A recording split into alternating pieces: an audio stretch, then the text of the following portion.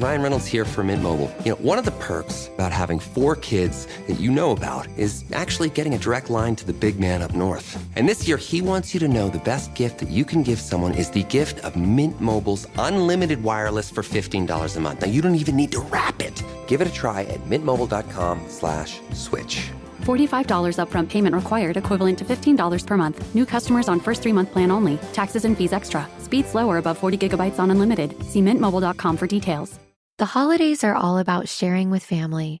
Meals, couches, stories, grandma's secret pecan pie recipe. And now you can also share a card with Instacart's Family Carts. Everyone can add what they want to one group cart from wherever they are, so you don't have to go from room to room to find out who wants cranberry sauce, or whether you should get mini marshmallows for the yams or collecting votes for sugar cookies versus shortbread. Just share a cart and then share the meals and the moments. Download the Instacart app and get delivery in as fast as 30 minutes. Plus, enjoy free delivery on your first 3 orders. Service fees and terms apply. Nothing delivers comfort and joy quite like the unrivaled quality and taste of Omaha Steaks. It's guaranteed perfection in every single bite. And right now, you can save on unforgettable gifts with 50% off site-wide at omahasteaks.com. Plus, score an extra $30 off with promo code HOLIDAY. With 5 generations of experience, they consistently deliver the world's best steak experience. And the gifting experts at Omaha Steaks have made it easy to deliver the perfect gift with thoughtfully curated gift packages featuring gourmet favorites. From legendary steaks to mouth-watering desserts and more. Save 50% off site-wide for a limited time at omahasteaks.com. Plus, our listeners get an extra $30 off with promo code HOLIDAY. That's 50% off at omahasteaks.com. And an extra $30 off with promo code HOLIDAY. Minimum purchase may apply. Captain Santa. I'm Rebecca Lieb. I'm Jason Horton. And this is Ghost Town.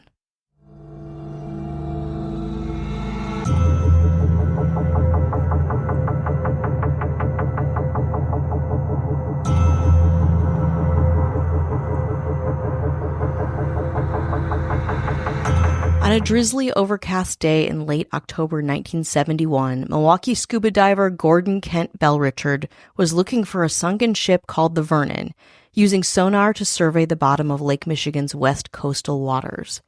Soon his sonar made a promising contact, and he descended to what appeared to be an upright, well-preserved ship 172 feet deep. But the wreck was not what Bellrichard expected. Without proper light, the diver surveyed the wreckage by feeling along its hull. Soon Bellrichard quickly realized that he had not discovered the Vernon, but a ship of legend, the Rouse Simmons, a Christmas tree ship that had disappeared in November 1912. Bellrichard's discovery ended decades of mystery that surrounded the fate of one of the most legendary ships and its much-loved captain. Today we're talking about the Great Christmas Tree Shipwreck and its skipper, Captain Santa.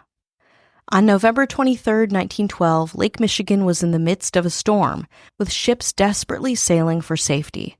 One of these ships was a 3-masted schooner named the Rouse Simmons, filled with thousands of evergreen trees from Michigan's Upper Peninsula, bound for Christmas sales in Chicago. Soon, Thanksgiving came and went, and with no sign of the ship, families of the crew began to fear they'd be mourning and not celebrating over the holidays, especially the family of Herman Schuneman. In 1910, entrepreneur and mariner Herman Schuneman bought stock in the Rouse Simmons.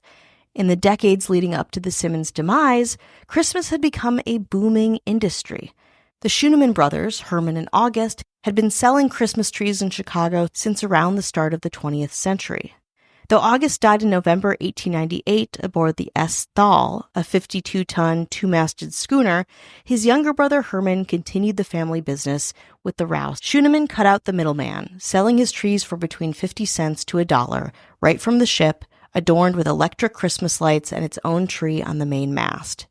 Schuneman, affectionately known as Captain Santa, which was also on his business cards, also gave away some of the trees to needy Chicago families. It was a beautiful thing, really, an enterprise that brought him to November 23, 1912. On the 23rd, Schooneman loaded the schooner with 5,500 trees from Thompson Harbor near Manistee, Michigan, and planned to make the week-long journey to Chicago. The difficult weather had discouraged his competitors from making their own journeys, and snow had covered the tree farms in Michigan and Wisconsin, resulting in a fortuitous Christmas tree shortage. Of course, Schooneman had to capitalize on this opportunity and get those trees to Chicago.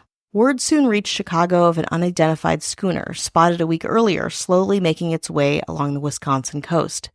By December 4th, the reports became more grim, with Chicago news outlets reporting large, stray evergreen trees randomly washing up onto Wisconsin beaches.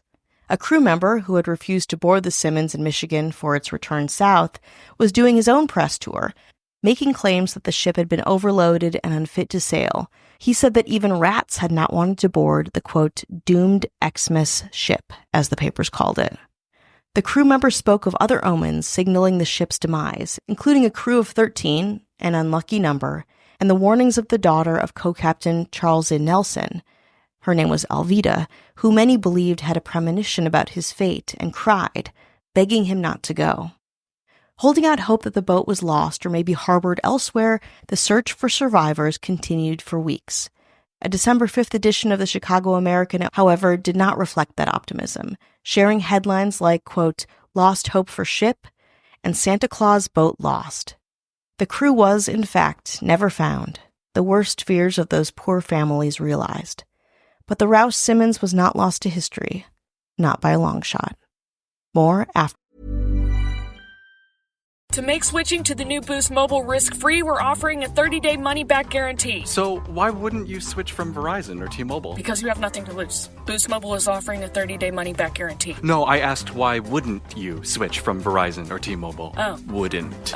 Because you love wasting money as a way to punish yourself because your mother never showed you enough love as a child? Whoa. Easy there. Yeah. Applies to online activations. Requires port in and auto pay. Customers activating in stores may be charged non-refundable activation fees. So good, so good, so good. Perfect gifts? We've got them at Nordstrom Rack stores now. UGG, Nike, Barefoot Dreams, Kate Spade New York, and more. Find everything on their wish list all in one place. Steve Madden? Yes, please. It's perfect. Did we just score? The greatest gifts of all time? Yeah. Head to your Nordstrom Rack store to score. Great brands, great prices, the greatest gifts of all time. This episode is brought to you by Progressive Insurance. Do you ever think about switching insurance companies to see if you could save some cash? Progressive makes it easy to see if you could save when you bundle your home and auto policies. Try it at Progressive.com. Progressive Casualty Insurance Company and Affiliates. Potential savings will vary, not available in all states. After the break. 60 years after its 1912 destruction, the Rouse Simmons ship is one of legend, story of the tree-filled boat and jolly captain acting as a kind of harbinger for Christmas. When Milwaukee scuba diver Gordon Kent Bellrichard actually finds the Rouse Simmons, the story gets a bit of closure, and even some underwater tourists looking to spy the ship for themselves. But even still, bad omens are found on the dive. In nautical folklore, a horseshoe would be nailed to a ship's mast or cabin wall near the wheel, with the ends pointed up in a U-shape, a talisman of good luck and to ward off storms. When the wreck of the Rouse Simmons was discovered in 1971, the diver who found the ship noted that a nail was missing from the ship's horseshoe, causing it to turn downward, as if luck had run out. Even then, decades and decades later, the ship at the bottom of Michigan still held many, many Christmas trees, and some of them towards the bottom even still had their needles. Since the year 2000, the U.S. Coast Guard has ceremonially followed the Simmons path in a modern vessel loaded with evergreens, perpetuating the legend. So what exactly happened to the ship?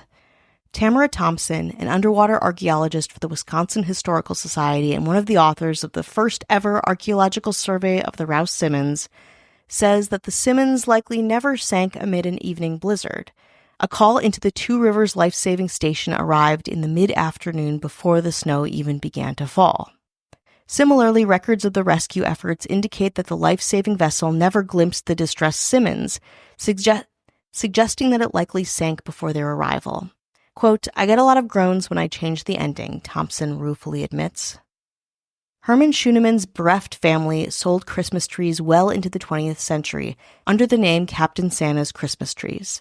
And of course, historically sound or not, the legend and its many ghostly details persevere among Great Lakes mariners. The story kept alive with ships embarking every year containing ceremonial Christmas trees, bringing good cheer to Chicago and the brave mariners of Lake Michigan.